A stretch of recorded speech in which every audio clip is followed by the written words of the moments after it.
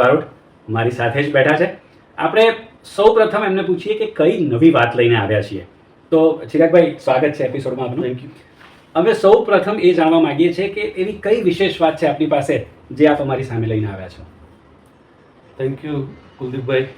Actually હું ઘણા સમયથી વિચારી રહ્યો હતો એક આઈડિયા ઉપર, ઓકે. અને ઓલમોસ્ટ યુ કેન સે 10 વર્ષથી મેં એના ઉપર રિસર્ચ પણ કર્યું. ઓહો. અને સાથે સાથે જેમ આપણે થિયરીનું પ્રેક્ટિકલ કરીએ એ રીતે મારા પોતાના બાળકોનો જે ઉછેર કહેવાય એઝ ટીનેજર્સ અને જેનઝી, તો એમાંથી જે તારણ ઉપર આવ્યો ને, હાલ જે સાંપ્રત પરિસ્થિતિ કહેવાય આપણા સમાજની, દરેકની વ્યક્તિગત વિચારસરણી, જીવનશૈલી, ઘણા બધા ફેક્ટર્સ આપણને ખ્યાલ છે.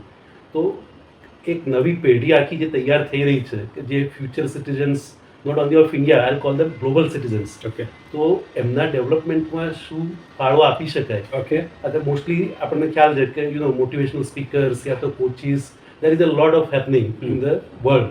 પણ આ પેઢીને સામે છેડે જે એક કહેવાય ને કે આપણે સાદી ભાષામાં આમ તો કોમન હ્યુમન કનેક્શનનો પ્રોબ્લેમ કહી શકીએ કે ગમે તે સ્ટેજમાં ગમે તેને ફીલ થઈ શકે કે મને કોઈ સાંભળતું નથી અથવા મને કોઈ સમજતું નથી, મારા અહીંયાની વાત કોની આગળ કરું, એમાંય પાછો ખચકાટ હોય કે કહીશ અને પછી એ માણસ પાછું આગળ બીજે ક્યાંક વટાણા વેરી દેશે. તો દરેકની એક લાગણીની પેલી જે આપણે કહીએ સેન્ક્ટિટી, પવિત્રતા, એટલે ઘણા બધા આવા ફેક્ટર્સના લીધે આજની આ જે પેઢી છે જેનઝી પર્ટિક્યુલરલી, ઇન્ક્લુડિંગ ટીનેજર્સ, તો એ લોકોને એક સેફ સ્પેસની જરૂર છે. એટલે you can call me a motivational listener rather. ઓહો.